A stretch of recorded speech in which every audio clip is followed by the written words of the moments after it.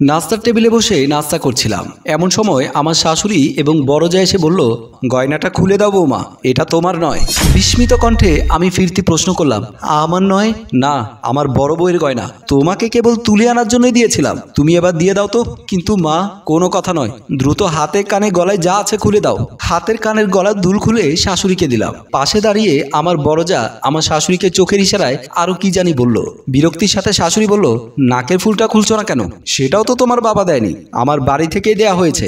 নাকের ফুলটা খোলার সময় বুকের ভেতর হাহা করে উঠল, দু চোখ ছলছল করে উঠল। দীর্ঘশ্বাস চাপা রেখে নাকের ফুলটা খুলে দিলাম। আমার বড় যা মুচকি মুচকি হাসছে। সে সময় পুনরায় শুনলাম শাশুড়ি বলল, তোমাকে কি ধরে ধরে বলতে হবে? গলার চেন কে রাখবে? চেন তো আমার বাবা দিয়েছে মা, এটা কেন দেব? তোমার বাবা দিয়েছে ঠিক আছে, কিন্তু তোমার কাছে রাখার কি দরকার? আমার কাছে দরকার আছে মা, আপনাদের দেওয়া নাকফুলটাও যদি আপনারা নিয়ে যেতে পারেন তাহলে আমি কেন আমার জিনিস দেব? বিয়ের 10 দিনের মাথায় নতুন বউয়ের কাছ থেকে এমন ব্যবহার আশা করেনি আমার শাশুড়ি ইমা বেগম। রাগে তার ফর্সা গাল দুটো লাল হয়ে গেছে। এই মুহূর্তে ওনার ইচ্ছে করছে আমার গালে কষিয়ে দুটো থাপ্পড় মারতে। নেহাত ছোট লোকের মতো পরিচয় দেওয়া হবে বলে কিছুই বলল না। আমি সেটা খুলে আমার শাশুড়ি হাতে দিয়ে দিলাম। আমার শাশুড়ি এবং যা চেইনটা নিয়ে চলে গেল।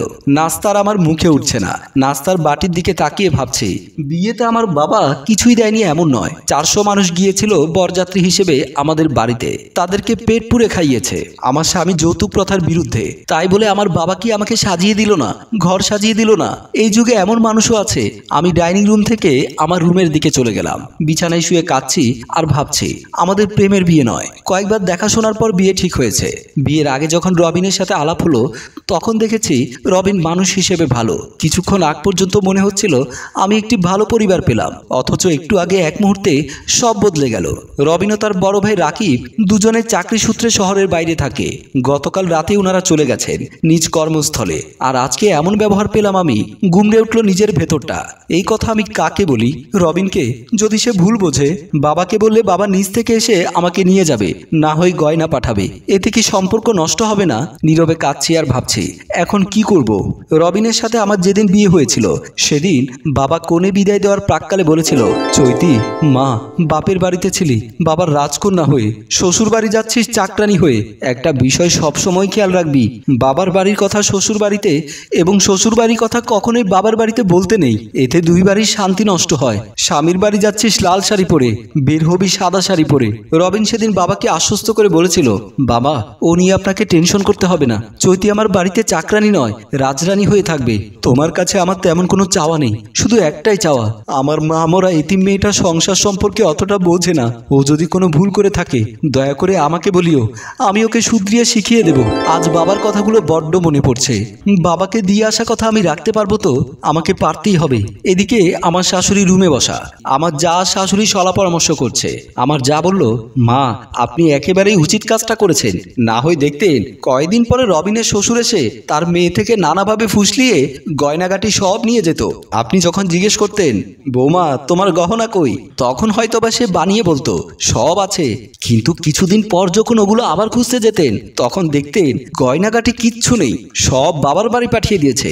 বয়স তো আমার কম হলো না, এগুলো সব কিছু আমি বুঝি, তাই তো বুদ্ধি করে ওর কাছ থেকে সব খুলে নিয়েছি। এখন মা আপনাকে আরেকটা কাজ করতে হবে। কি কাজ? বিয়েতে কিন্তু রবিন অনেকগুলো উপহার পেয়েছে, শাড়ি টোকারি সহ নানা ধরনের জিনিস। সময় থাকতে ওগুলো নিয়ে ফেলুন, না হয় দেখবেন বাবার বাড়িতে বেড়াতে যাওয়ার সময় একটা একটা করে সব নিয়ে যাবে। ঠিক কথা বলেছো বৌমা, তবে সেটা আজকে না, আরেকদিন সময় করে তুমি আর আমি ওর রুমে গিয়ে ওগুলো বের করতে বলবো। এখন যাও, ওকে গিয়ে দুপুরের খাবার রান্না করতে বলো। শাশুড়ির কথা মতো আমার বড় যা আমার রুমে আসতে লাগলো। এর একদিন যেতে না যেতে দেখলাম আমার বড় যা এবং শাশুড়ি আমার রুমে এসে খাটের নিচ থেকে সমস্ত উপহার সামগ্রী বের করে ভাগ করতে লাগলেন। আমি বাথরুম থেকে গোসল সেরে বের হতে ওদের কর্মকাণ্ড দেখে অবাক হলাম। ওরা আমাকে বলার মতো ন্যূনতম সৌজন্যতা বোধটুকু দেখালো না।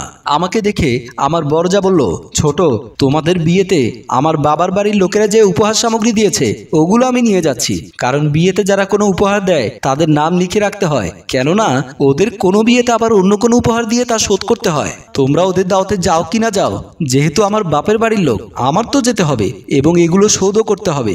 আমারও কিছু লাগবে, তাই এখান থেকে দেখে দেখে আমি কিছু নিয়ে যাচ্ছি বলেই ওরা যে যার মতো নিয়ে চলে গেল। আমি টু শব্দটা করার সুযোগ পেলাম না। রাতে আমি শুয়ে আছি, কিছুতেই ভালো লাগছে না। বিয়ে হয়েছে আজ মাত্র 25 দিন। এই 25 দিনের মধ্যে প্রথম 5 রাত আমি আমার স্বামীকে কাছে পেয়েছিলাম। এরপর আমি যেদিন বাপের বাড়িতে প্রথম নায়র গিয়েছিলাম সেদিনেই রবিন এবং আমার ভাসুর চাকরি করতে মফস্বলে চলে যায়। আমি বাপের বাড়িতে 1 সপ্তাহ ছিলাম। এর মধ্যেই আমার শাশুড়ি আমার দেবরকে পাঠিয়ে আমাকে নিয়ে আসে। সেদিন বাবার বাড়ি থেকে আসার সময় বাবা আমাকে জিজ্ঞেস করেছিল, মারে শ্বশুর বাড়ি কেমন লাগছে? বাবা, ছোটবেলায় মাকে হারিয়েছি, মায়ের আদর ভালোবাসা কেমন হয় জানি না। যেই 5 দিন আমি স্বামীর বাড়িতে ছিলাম সেই 5 দিন আমার মনে হয়েছিল আমার শাশুড়ি কোনো জন্মে আমার মা ছিল। আমি দেখে শুনে ওই বাড়িতেই তোকে দিয়েছি। আমি জানতাম আমি ভুল করিনি। পাশে দাঁড়ানো আমার দেবর বলেছিল, তাওই আমরা 3 ভাই, আমাদের কোনো বোন নেই। আমার মা ছেলের বউদেরকে ছেলের বউ হিসেবে দেখে না, নিজের মেয়ে হিসেবে দেখে। আর আমিও কখনো আমার বড় ভাবিকে ভাবি হিসেবে দেখিনি, বড় বোন হিসেবে দেখেছি। মেজো ভাবি তো আমাদের ওখানে মেয়ে হিসেবেই থাকবেন। সেদিন ভুল করেও বুঝতে পারিনি আমার জন্য সামনে কি অপেক্ষা করছে। নানা কিছু ভাবতে ভাবতে হঠাৎ মনে পড়লো গত 2 দিন ধরে রবিনের কোনো কল পাচ্ছি না। তাই বালিশের পাশ থেকে মোবাইলটা নিয়ে রবিনকে কল দিতে লাগলাম। রবিন আর আমার বড় ভাসুর একসাথে থাকেন, কারণ 2 ভাই একই অফিসে চাকরি করেন। আমার কল পেয়ে রবিন কলটা রিসিভ করলো। আমি কিছু জিজ্ঞেস করার আগে রবিন আমাকে বলল, পাশে বড় ভাই শুয়ে আছে, এই মুহূর্তে কলটা দেওয়া কি খুব প্রয়োজন? গত 2 দিন ধরে তোমার কোনো কল পাচ্ছি না। আমি হারিয়ে যাইনি, অফিসে প্রচুর কাজের চাপ, তাই কল দিতে পারিনি। এখন কি জন্য কল দিয়েছো বলো? আসলে আমি রবিনের অ্যাভয়েড করাটা বুঝতে পারলাম, তাই মনে জমানো হাজারটা কথা আর মুখ দিয়ে বের করতে পারলাম না। বললাম, এমনি কল দিয়েছি। রবিন বিরক্ত হয়ে বলল, সকালে উঠে চাকরিতে যেতে হবে, আর তাছাড়া বড় ভাইয়ের সামনে তোমার সাথে মধুর আলাপ করার মন মানসিকতা এখন আমার নেই। এখন ফোন রাখো, কাল দিনের বেলায় কল দেবো বলেই রবিন মোবাইলের লাইনটা কেটে দিল। বুকের ভেতরে হাহাকার করে উঠল। বাবার প্রতি রাগটা বেড়ে গেল। আমার কি খুব স্বামীর দরকার ছিল? কন্যা দায়গ্রস্ত পিতার মতো বাবা কেন আমাকে এত তাড়াতাড়ি বিয়ে দিল?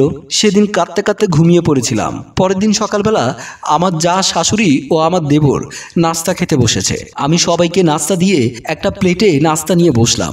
আমার যা সামনে থেকে প্লেটটা টেনে নিয়ে বলল, ছোট, এটা আমার বাবার বাড়ি থেকে দেয়া প্লেট, ওটাতে তোমার ভাসুর খায়, এই প্লেট কখনো ধরবে না।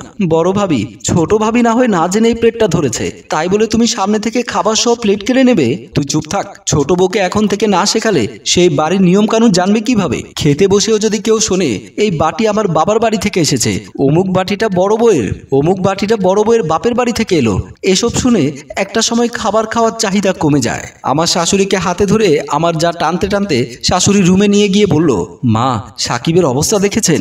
আমাদের সামনে সে ছোট বউয়ের পক্ষ নিল। কেমন মেয়ে বাপু, এই বাড়িতে আসতে না আসতে দেবরকে হাত করে ফেললো। এইদিকে আমি বাথরুম থেকে বালতিতে করে পানি নিয়ে আসতে গিয়ে পড়ে গেলাম। আমার চিৎকার শুনে শাশুড়িও যা এসে আমাকে টেনে তুলে বলল, বৌমা, তোমার হুঁশ জ্ঞান কি নেই?